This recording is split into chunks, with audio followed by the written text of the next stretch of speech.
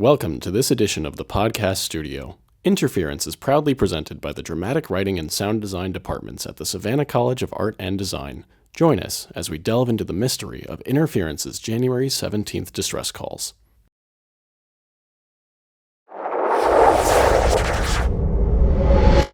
Do you think he ever figured it out?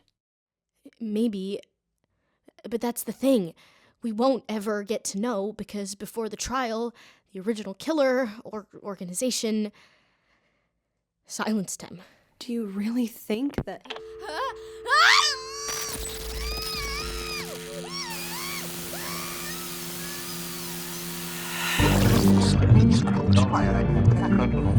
Hundreds of distress calls are intercepted at radio stations on the New York ground. to Tokyo, from London to These are fake distress calls. I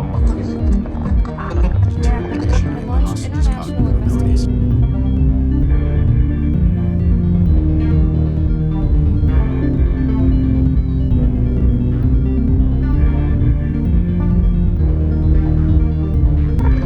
Policies I've made a mistake.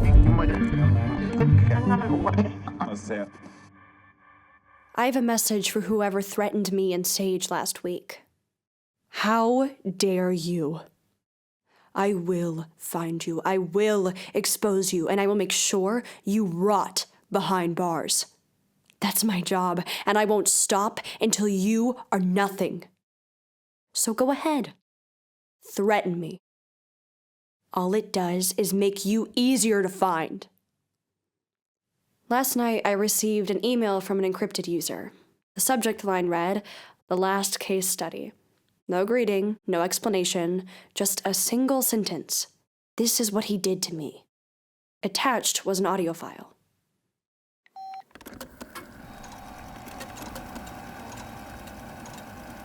This is Dr. Malachi Hawthorne, lead researcher, conducting case study 237.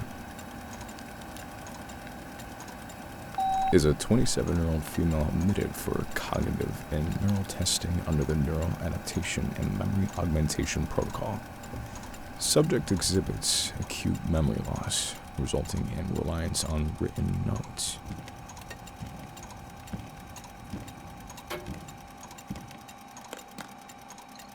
Subject's cognitive decline was first observed approximately 2 weeks after Phase 3 testing began. Symptoms include short-term memory lapses, confusion when introduced to new environments, emotional vitality. Despite these impairments, displays a remarkable capacity for abstract problem-solving and deductive reasoning. Cognitive tests show that while certain memory centers are deteriorating, areas associated with logic and critical thinking have become highly enhanced. Malachi! What the fuck did you do? The voice you're hearing belongs to Leslie Hawthorne. This recording marks the final documented instance of her displaying full mental clarity before her condition took hold. The sender of this email still remains unknown. However, this morning, I received a voicemail. By now, you must understand. Anyone connected to Mindsight is in danger. I'm willing to take a calculated risk, but I'm not careless. Here's how this works. Today, 3 p.m., I'll call you. You can record, and let me make one thing clear. No cameras. Not now, not ever. Oh, also, for the purposes of this conversation, you can call me Quinn. Before I knew it, it was 2:30, 2:45, 2:59, and then, right on time, my phone rang. Hello. Hi, Quinn. Thanks for agreeing to speak with me today. Don't thank me. Right. Well, I'll get straight to the point then. Do you want to lead this conversation, or should I? I'd like an equal exchange, if you don't mind. I ask you a question, you ask me one. Do you mind if I start things off? You just did, but sure. I don't mind. Oh, you're right. I did ask a question, didn't I? You did. And there you go again. Greedy things, you journalists. I suppose I am, aren't I? Okay, now you're just doing it on purpose. Crap. I am greedy. It's a statement. There you go. Definitive. I like it.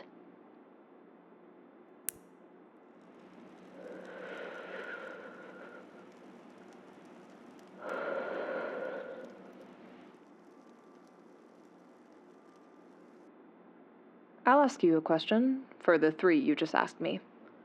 Why are you so desperate to know the truth about Mindsight?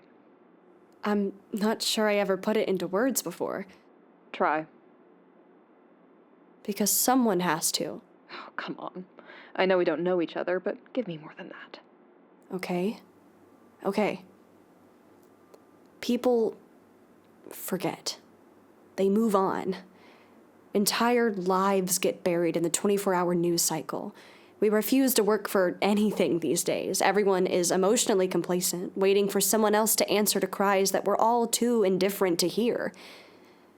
And sometimes I have to wonder, do we even want the answers? Really? When all the moving parts of a conspiracy are laid bare, like, what's left? There's no intrigue and boardroom meetings and logistics and policies and deliberate acts of indifference. Real atrocity is a slow, steady drip that eventually overflows the cup. It's malicious, it's cold, and worst of all, it's mundane. That's why no one cares. But you do. I do. But besides me? You'd be surprised. Would I? The numbers are dwindling as we speak because the people who do care, or did, have been silenced. So that's why it has to be you. Yes, that's why it has to be me. And what makes you think they won't silence you too? You're not exactly discreet, blaring this public endeavor all over the internet. You do realize they already have your phone number, your email, your home address. I know. And what, you don't care? Of course I care. Then what are you doing, honey? Honestly, what the fuck are you doing? I live this way because I have to. Because there's no other choice. And you're doing it for sport. No. You are. You're like a tourist. No, I care. I want to give these people a voice. Remember, you still have a life. You can walk down the street without looking over your shoulder. You can go to the grocery store, for God's sake, the library. Do you know what I would give to sit in a library? It disgusts me. You have a choice. Right now. I want it to be said that I warned you. If you follow this to the end, you will never get your life back. I know. And you're willing to continue? Yes. Okay. I did what I could. Ask. Were you the patient in the audio file Malachi was talking about? Yes. What did Malachi do to you? He prescribed me a mix of benzodiazepines and beta blockers. Combined it into a single pill with a singular purpose, to impair memory retention. Why? Do you want the reason he wrote down, or the real one? Both. He wanted me to shut up. And the reason he wrote down? Psychosis, paranoia, BPD. None of which you had. No. How was he able to justify that? Well, you have to know, Malachi was very good at his job. I'm sure he was, but your initial admission was for a pre-existing neurodegenerative condition, correct? Wouldn't a significant shift to prescribing antipsychotic medication, especially ones known to impair memory, require additional oversight? You would think so, wouldn't you? But I wasn't a patient when I started at Mindsight. I was a researcher. You worked with him? I did. On what?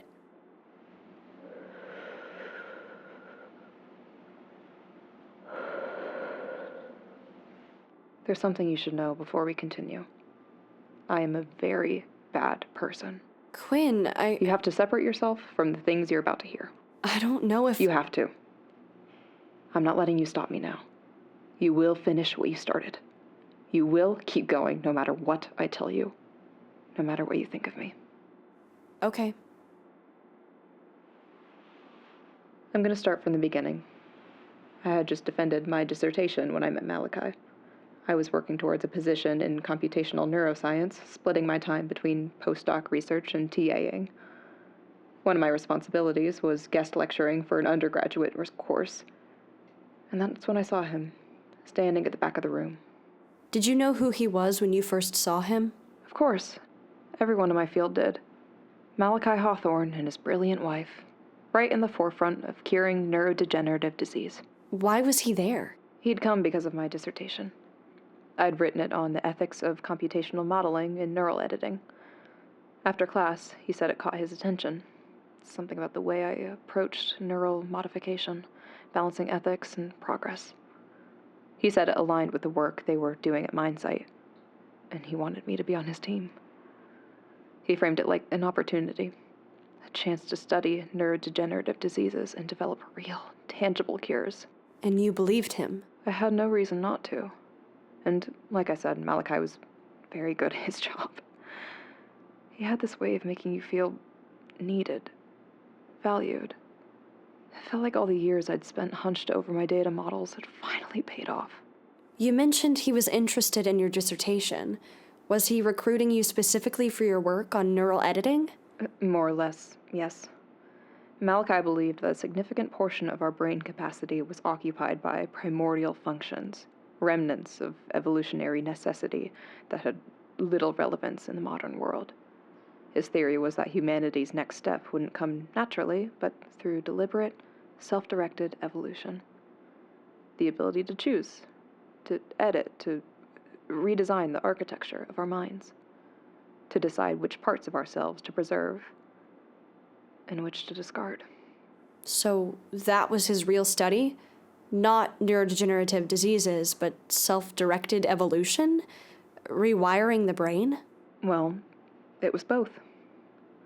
Neural editing is a fundamental concept in exploring potential cures for neurodegenerative diseases. The ability to rewrite or reprogram damaged neural pathways could be the ultimate cure for these diseases. But for him, the two were inseparable. One was justification, the other, the true pursuit. But it raised a lot of questions. How do you find subjects willing to take part in something so extreme? And who determines which functions are necessary or expendable to make way for something better? That's why he focused on neurodegenerative patients. Their minds were already in a state of decline, with areas deteriorating, creating gaps he could fill. Exactly. And not only that, they didn't have the cognitive awareness to refuse. Was this project classified? Did other researchers know what you were working on? No. Each of us had a specific role, and there was little to no cross-communications about other projects.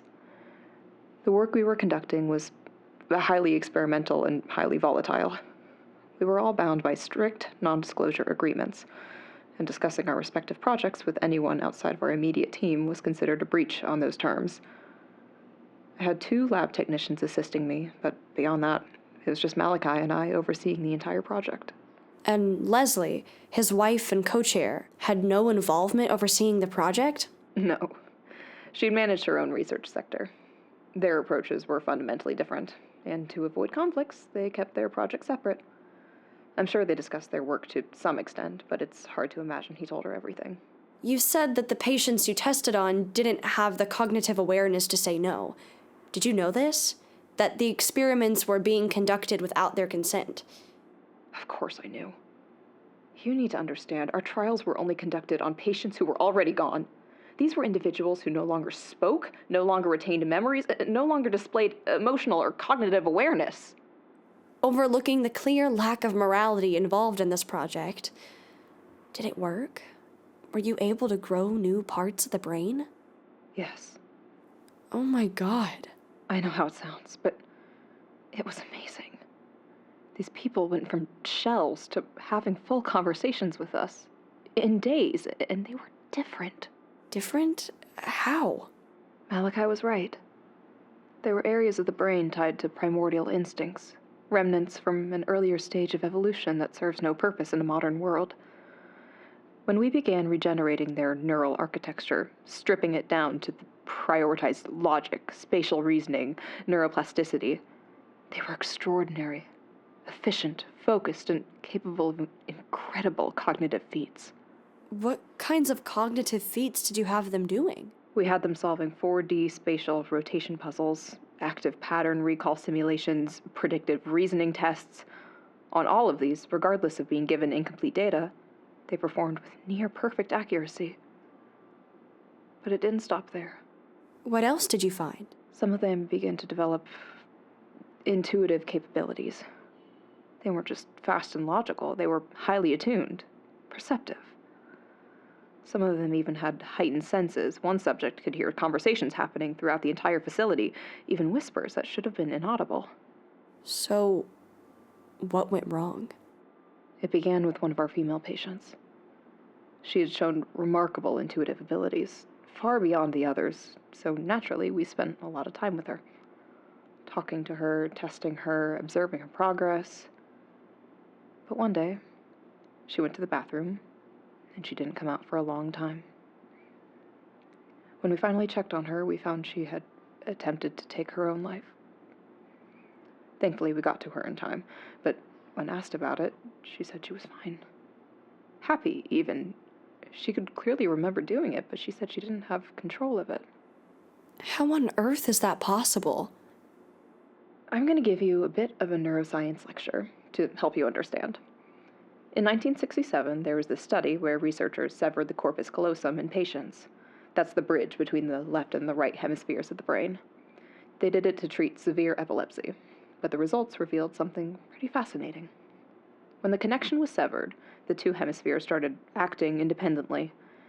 They could perform separate tasks simultaneously. For example, the right hand, controlled by the left brain, could write out one word, while the left hand, controlled by the right brain, would draw a sunset.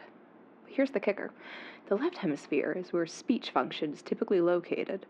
So when they asked patients what they were doing, the left brain could only explain what it was controlling. It had no idea what the right brain was up to.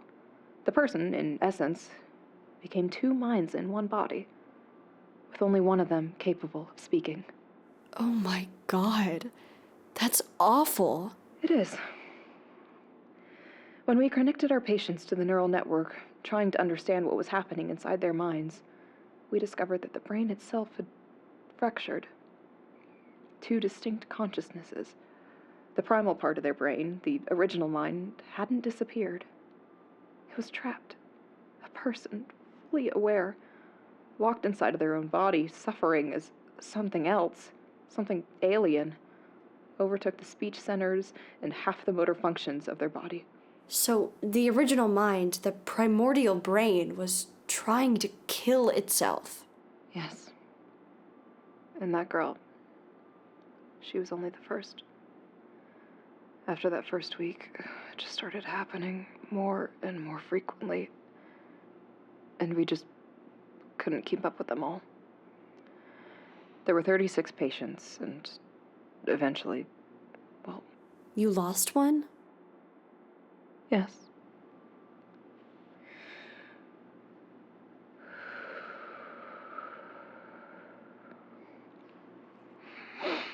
Can we take a break here?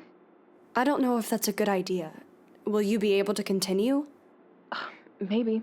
Maybe not. What happened next, Quinn? Please.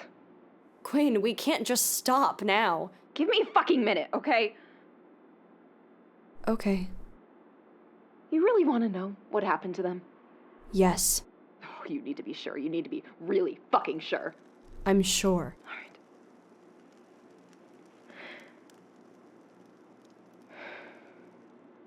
After the first patient, we knew we had a problem. The committee was coming to review our work. Standard procedure after the suicide of a patient. But here's the thing. If they found out what we were doing, it would have been the end. Not just for the project, but for the technology itself. We'd seen what it could do. The potential. This wasn't just a treatment for a neurodegenerative disease. It was the next stage of human evolution. And we had 24 hours to protect it. But that's impossible. You had 36 patients, all of them fully aware of what was happening. There's no way you could have convinced every single one to stay silent. And covering your tracks? That would mean forging every single case file, every tape, destroying all evidence and remaking it in a night. And let's be honest, even if you wanted to silence the patients, killing them would only make things worse. It would have drawn even more scrutiny, put you and Malachi in the spotlight. I know. Every angle I considered. It seemed impossible. But you have to realize, I am very good at what I do. What did you do? Well, Before I worked on MindSight, I was a computational neuroscientist. I could operate the neural network, and I knew... Not yet. Fuck! What's happening? Quinn! They found me. What? Who? Where are you? I'll call the police. I'll call the police. No! No police. No police. Please. Quinn! Please, you don't have to do this. Tell me where you are. I can help you. What happened to the patients? Where are they? Are they still alive? What did you do to them? I killed them. I killed them all.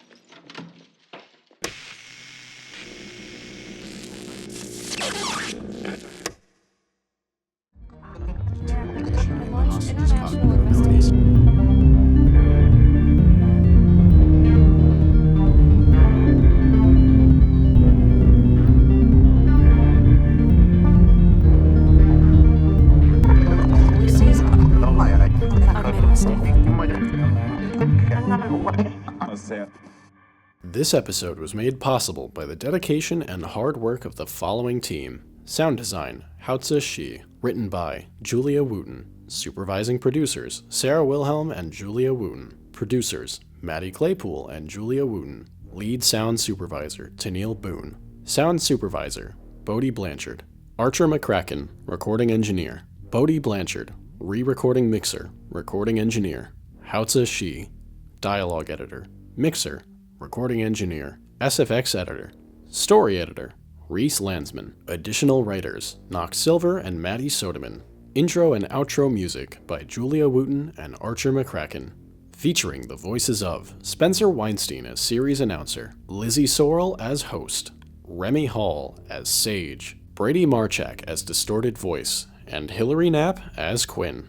Special thanks to faculty advisor Renee Bishop, Chair of Dramatic Writing Avery Stork, Chair of Sound Design Mitchell Gettleman, Chair of Film and Acting Andrew Reeve-Rabb, Executive Dean Kate Newell, SCAD's President and co-founder Paula Wallace.